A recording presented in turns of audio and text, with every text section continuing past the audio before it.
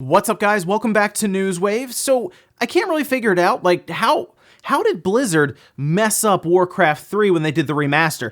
It shocks me that it's this bad, but it is. Over the course of last week, a lot of people expressed their issues with this game, going as far as to absolutely destroy it on Metacritic. And we're going to talk about some of the issues going on there and what's happened, and I guess what's our confidence level like going into Diablo 4? We'll see about that one. And then also Animal Crossing, we just got done with the cloud save controversy with that, there being no cloud saves, and now there's another controversy that has kind of sprouted up after more and more information is coming out about this game as we get closer to its release date. As always, guys, if you enjoy these videos, make sure that like button helps out a ton. I appreciate you guys liking the videos and helping out with the Google, YouTube algorithm and all of that. Do appreciate it. And if you're brand new here, make sure you subscribe down below as we push towards 400,000 subscribers. Today, we're actually going to start with Babylon's Fall, which is a game that most people continue to forget about, even if they show us anything new. Well, they did show us something else new. It was on Twitter. They showed a 7 or 8 second clip of, I guess, gameplay. It looked like it was a combo that was taking place in the game. And while looking at it, the game looks mechanically fine. To me, looking at this so far with what they've shown, it just doesn't look unique. It doesn't look compelling. I mean, it looks like Platinum Games, don't get me wrong, and I think we need to see more of this. I think what we need is a big sit down and a sizable gameplay session that is more or less live, okay? I know they will put in codes to be like, it'll be like God mode and all that, you can't die invincibility, but I would like to see more with this game because from what we're seeing with some of the flashes of gameplay and some of the cinematics that don't show gameplay, it feels kind of generic. So maybe they'll turn around, maybe it'll be exciting, and maybe we'll find out more getting closer to E3. We'll see. Also, one story was getting sent my way quite a bit, and it is interesting. Now, we know during the shareholders briefing that they talked about how they were going to try to increase efficiency with a lot of their internal studios, that being Nintendo, and they were going to work to bring them more or less closer together. Rather than have several offices that are spread out, they would take them all, put them into 1 or 2 offices that are very, very close to each other, considering they don't have a handheld division and a home console division split anymore. Everyone's kind of working together right on the Switch. Some are probably also working alongside of mobile games like on phones, but for the most part, it's full speed ahead on the Switch.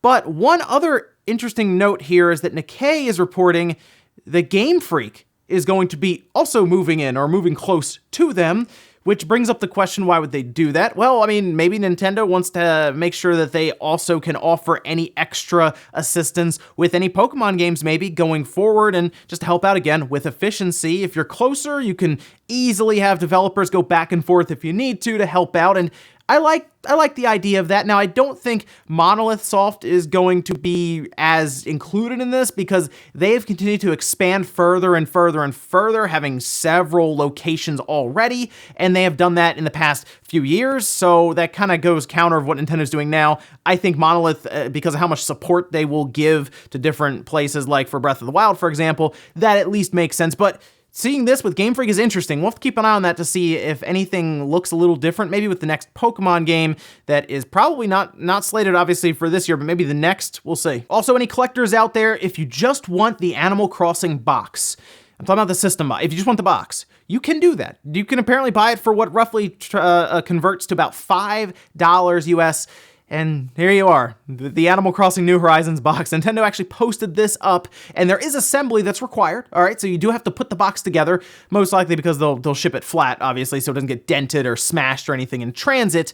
But this is an odd one until you really look online, like people have been pointing out, and the special edition boxes will get up there in value. People look for them. Think if you go to a store and your box is damaged when you take it home or something, or it was damaged when you get it and that was the last one left, maybe you want a pristine, mint condition, like collector's edition box for Animal Crossing or Dragon Quest or anything else that comes out.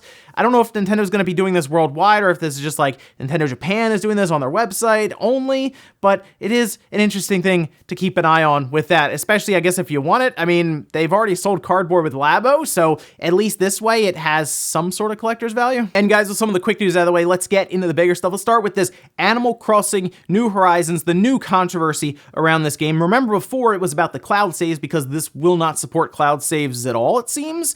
None, and that seems to be with time manipulation and essentially cheating to fast forward or rewind time, something we would do on the GameCube back in the day, just as an example, where you could play around with that. I'm sure people did it on the Wii, but when I played Animal Crossing on the GameCube, yeah, it was fun to do that sometimes, I know. But there's another thing to look forward to here with the Switch version of Animal Crossing, and that has to do with each system having only one island, as in you can't make another one if you have another account. This was actually on the Nintendo Australia listing for Animal Crossing, where they go over all the different details about multiplayer and other parts of the game, saying, "Please note, only one island can exist per Nintendo Switch console, irrespective of the number of users registered to or copies of the game used on one console. One Nintendo Switch and one copy of the game is required for each unique island." So this is an interesting situation, because if you think about, say, I just talked about the GameCube Animal Crossing, you would have different memory cards, right? I mean, I know at one point you would get a memory card. It was like the little gray memory card, it was like 59 blocks, but it was enough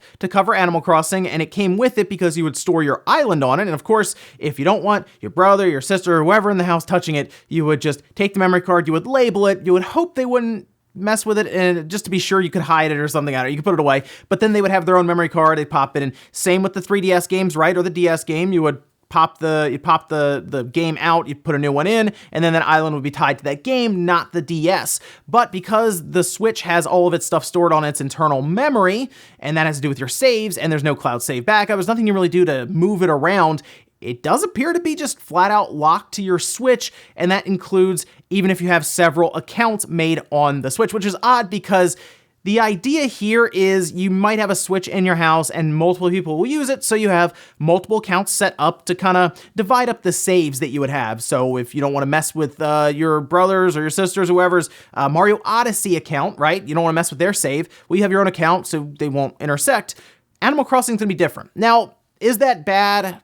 I think for some people it will be, but I think for other people, they might like that idea because, of course, if you had Animal Crossing back in the day on like the GameCube, right, or the Wii or whatnot, you could have multiple people in the same town and you guys would just take turns playing as your different character, and that was actually pretty neat, but I did still like having the option, and that's what it comes down to. Animal Crossing continues to take away options from gamers who want Animal Crossing. Now, that also means that, I guess you gotta buy another Switch and another copy of Animal Crossing. Well, kinda not, because I guess you could pass the game around for whoever wants to play it, but that does also go along with Nintendo's idea of multiple systems per household. If you want Animal Crossing and everyone wants to have their own island, you better start buying some Switch Lites, and wherever you start your island, make sure that's where you want it to stay, because you can't back it up at all to the save for your cloud-based saves or anything. Animal Crossing seems to be very, very restrictive with your island. It's on your Switch, everyone can play on it, and you can't really back it up. But let me know what you think about that, because I did see some people that were fine with it, and then other people were not happy at all. They could not figure out why this is the case. It is a strange thing to not give options, but let me know what you think about all this. Next up, let's talk about how Blizzard has continued to amaze the gaming community, but not like with a good game, with a bad game. It's very, very strange, right? And we've seen Blizzard do some weird stuff recently since Activision kind of came into the picture, now that I think about it, but let's talk about all this stuff around Warcraft III Reforged, because it came out and immediately people started to notice a lot of odd things with it. There's a laundry list of stuff that people have collected. I mean, it is pages and pages of stuff. Things like misrepresenting what the cutscenes would look like back when they first showed it off to now. They have somehow become worse. There are tons of bugs, glitches, disconnects. It's just hard to play the game in general right now. There are issues with the UI that people are pointing out, and some are just new gamers completely, not even like people who played the original and they want to check out the new one. And the online being so buggy and glitchy actually extends to the original, because that's also running on the same online now. They've basically moved everything over. And then it actually gets a little worse, as there is some odd writing, we'll say, in the user agreement that appears to give Blizzard control over all of the custom-made content that players will make, whether it's custom game modes, all that. Yeah, Blizzard just has outright control over all of that, like everything. So if you make it, that's Blizzard's now. You know that meme where they're like, this is mine. Yeah, that's Blizzard. They're holding it, and it's theirs now. It's not great, and it looks like people are not happy about this, seeking out refunds like crazy, uninstalling it, leaving terrible reviews. In fact, check out this Metacritic score on, well, first of all, the critic score isn't great, in the lower 60s at the time of this recording, but then you move over to the user score where we've seen review bombing, and this is kind of where that fine line is, where it's just review bombing because you don't like it on a certain system or whatnot, or you just legitimately think that there is a problem with this game. Now, is this game a 0? Probably not, no. But it is a 0.5 currently on user scores, and I have to say, some of the reviews are actually like paragraphs in size explaining why they're not happy with the current product that Blizzard is giving them. It's Warcraft 3. You don't really mess with communities who are still playing the original game, even though it's, like, what, decades old. You don't really mess with that community. And unfortunately, Blizzard came in, showed some of their Activision, and messed this whole thing up. And it still amazes me, but I really do sit here and I go, well, what's going to happen with Diablo 4? Like, they already kind of messed up Diablo 3, right, when they came in there with the marketplace and all that, but like, now, Diablo, does anyone really have confidence now in Diablo 4? Because they couldn't even get a remaster right. Like, it's to this point where there is serious community backlash over a remaster, a game that already existed. And now here comes Diablo 4? Like, what do you think that's going to look like? Because if that has this kind of backlash, it's going to be even worse, right? Because that's like the big sequel people have been waiting for. This was a remaster, and okay, yeah, that's still an issue, but like, Diablo 4, it can't be this bad.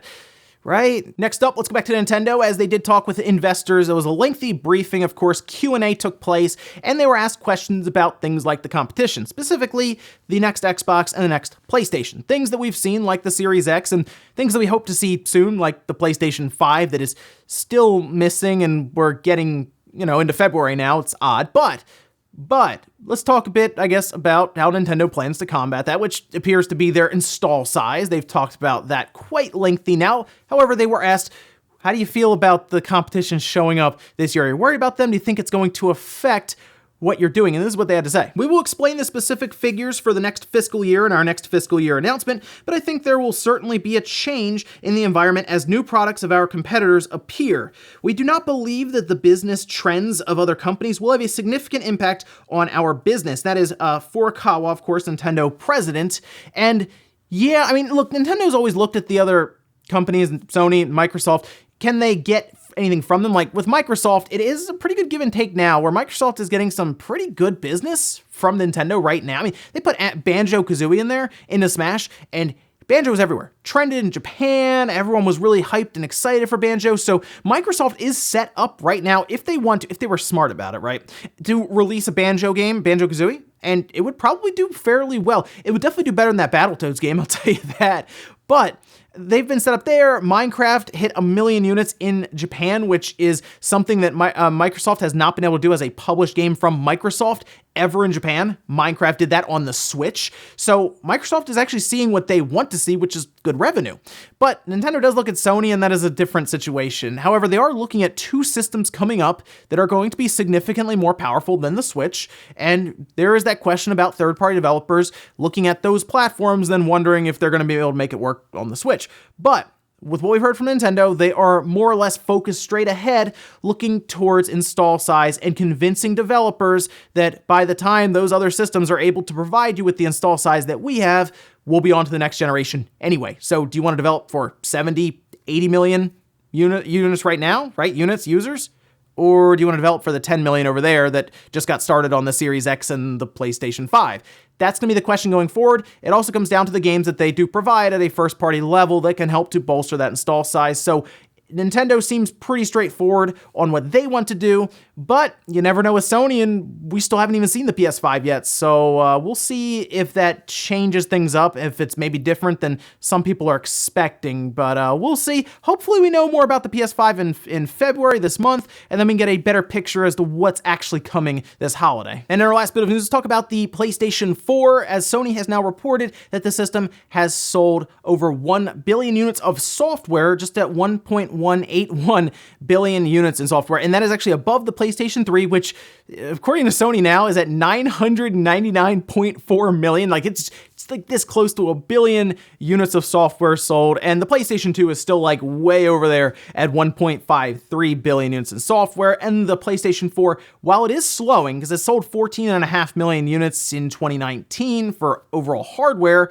it is still at 106 million units. It's not going to get to the PS2. This year is probably going to be pretty bad for the PS4 and the Xbox One, as we're all already thinking about PlayStation 5 and the Series X, and you'll see people go into stores and wonder if it's even worth buying now, although you will see a jump from things like Last of Us Part 2 and Ghost of Tsushima, unless that release is too close to the PlayStation 5. But yeah, it's not going to be good for PlayStation. It's going to be probably really bad for Xbox, but I do still think the PS4 will cross, I'm gonna say it's going to end right around 115 to 116 million units, which is very, very good. And hey, their software, you know what? That could, because of the fact that it's connected to online and you can shop digitally and all of that, and they count some of the lower end stuff as well, like cheaper stuff, right? They all do. But at that point, it could have an advantage over the PS2 and end up close to it.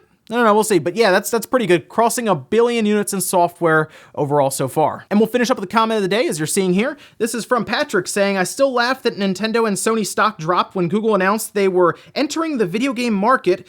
When will they learn? Yeah, it was a knee-jerk reaction for the most part from people who are buying stock, analysts, all of this, because you see Google show up, right? And they're offering a way for you to play games without buying a box, right? That's the biggest barrier to entry, is a $300, $400, $500 box, right? But Google's like, oh yeah, you have to buy this controller, but their initial pitch was, you just load it up in your browser and you go, right? You pay 50, 60 bucks for the game and it just works, right? They were going between systems or machines that you already owned, your phone. The idea was that they were going to appeal to a lot more people than who owns anything with video games now, right? I mean, you add the Switch, the PS4, and the Xbox One, and even Steam users all together, and it's definitely not close to like cell phones and terrible PCs and tablets. Start adding all those together, much larger. Their audience size was there, but unfortunately, Google was not able to pull it off, at least so far, and well, that's why no one anyway, I would say, really care about Stadia,